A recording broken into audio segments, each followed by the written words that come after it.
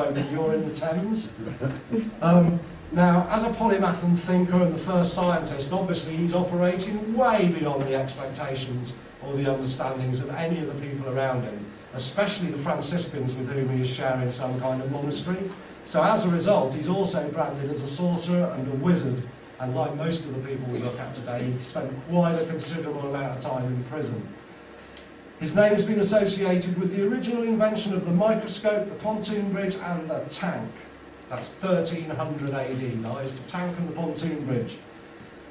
He's also said to have gained much learning from the devil and to possess a mirror that could enable him to get information from distant places. He was not dissimilar from Dr. Dee. He had an obsidian mirror that was said to be able to read the future in.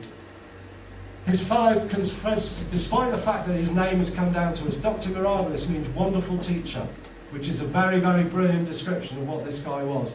But despite that fact, his fellow Franciscans were so convinced that he was having truck with the deviants that on his death, his books were nailed to the shelves on which they were found and left to rot.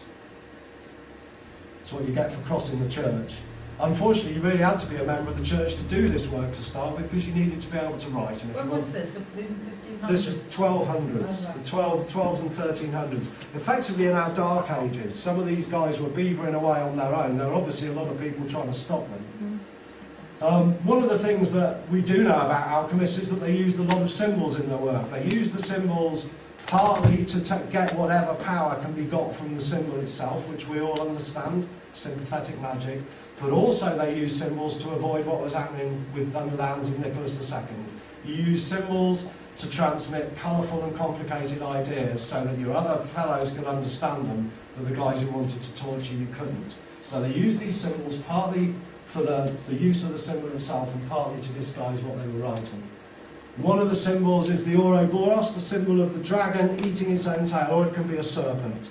Really, the dragon and the serpent, to all intents and purposes, are the same thing, and they are symbolic of divine power, if you like, of divine creative influence. The dragon's a symbol of the primal unmanifest, and the god Mercury, who's known by the Greeks as Hermes, who is said to have was one of the characters who brought alchemy to Earth.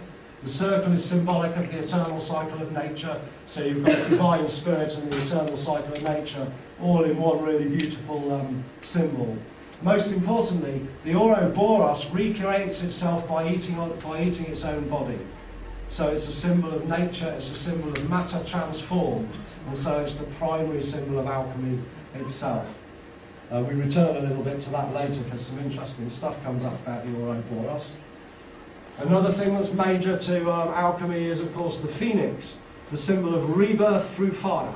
This particular one is a masculine phoenix. It's got the two masculine elements under its wings of fire and air, and somewhere there's, I think the feminine one's